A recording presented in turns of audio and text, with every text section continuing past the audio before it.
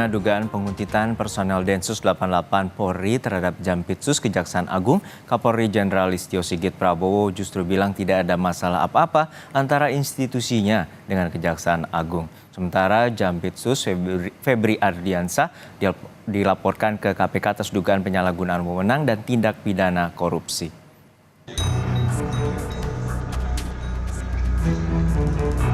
Di tengah dugaan penguntitan personil Densus 88 Polri terhadap Jampitsus Kejaksaan Agung, Kapolri Jenderal Listio Sigit Prabowo bertemu dengan Jaksa Agung ST Burhanuddin di Istana Negara. Kapolri yang hadir bersama Panglima TNI tampak akrab dan menyalami serta merangkul Jaksa Agung. Bersama Kejagung, Kapolri bercanda kepada wartawan yang menunggu sambil menyebut pada heboh. Kapolri menegaskan institusinya tidak ada masalah dengan Kejaksaan Agung. Kan dengan Pak JA udah langsung kan sudah sama-sama menyampaikan nggak ada masalah.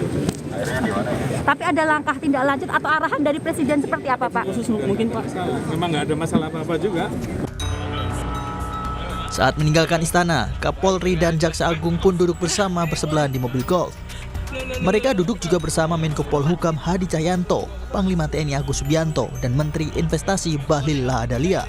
Jaksa Agung ST Burhanuddin pun senada dengan Kapolri yang bilang tidak apa-apa. Coba lihat desain dari ajudannya. Tanyanya yang ajudan Pak, gimana Pak isu yang beredar Pak? Tanya sama yang nanya. Hati-hati Pak.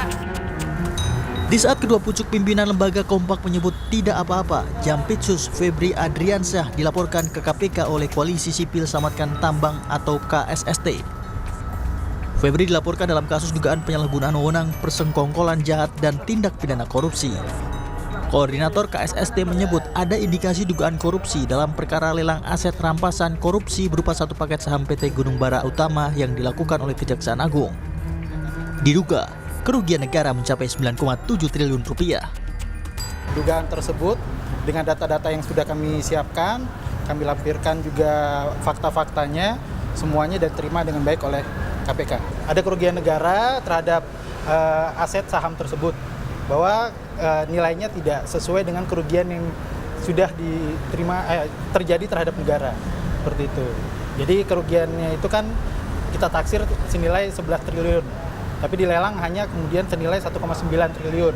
Berarti ada indikasi kerugian 9 triliun.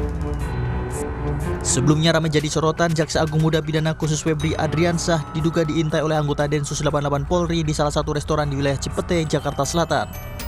Ini adalah video anggota Densus 88 dimintai keterangan setelah tertangkap basah mengintai Jampitsus Kejagung Febri Ardiansah saat berkunjung ke restoran di wilayah Cipete, Jakarta Selatan.